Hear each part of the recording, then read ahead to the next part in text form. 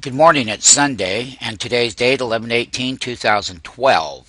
What we are going to be talking about here is the bear funds that we haven't looked at for a long period of time. The SDS is related to the S&P 500.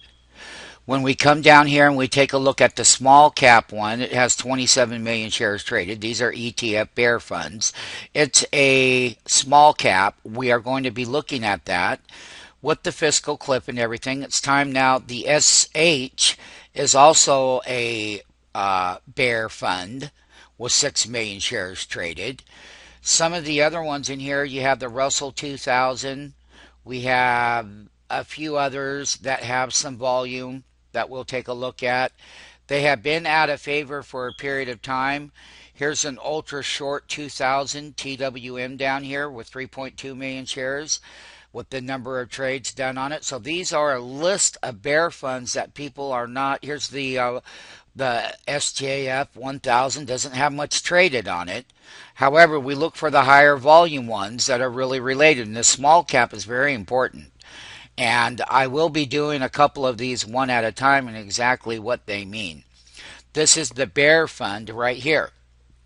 Another thing that we're going to cover are some of the fear indicators. Apple has a fear indicator, Goldman, Google, these are all VIX fear indicators. You have the Dow Jones, the VXD, that's a fear indicator. When fear indicators go higher, then markets sell off. And it's a very good way of using these tools here. We already did the VIX and the VXN. Here is the CBOE S&P 100 volatility index called the VXO.X.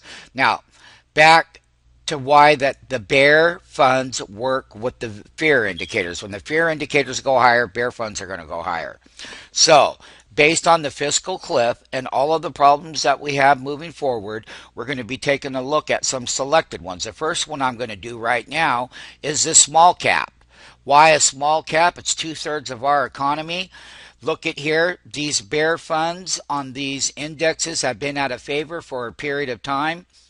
I can go ahead and see what part of this chart that we can get here. I can tell you that they're all set to go higher if things don't work out right in Washington. And they're a great place to be, so that if I'm looking at the small cap index, it's a bear. So when the broader small cap index sells, as you can see, we are breaking higher.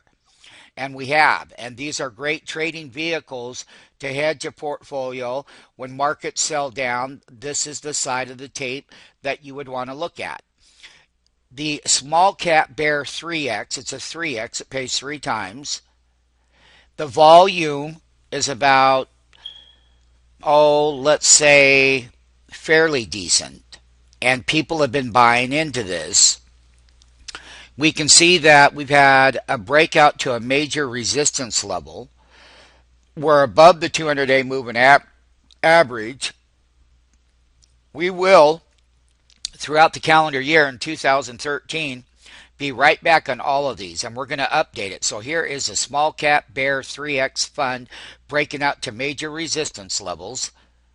We will cover some other ones in here that are very important as to what things will happen. We have the Bear 3X, EDZ, SKF, that's the financial one. There are lots of them in here, and there are people who only trade bear funds. We use a combination of bear funds at the right time. Now is the time to be looking at these.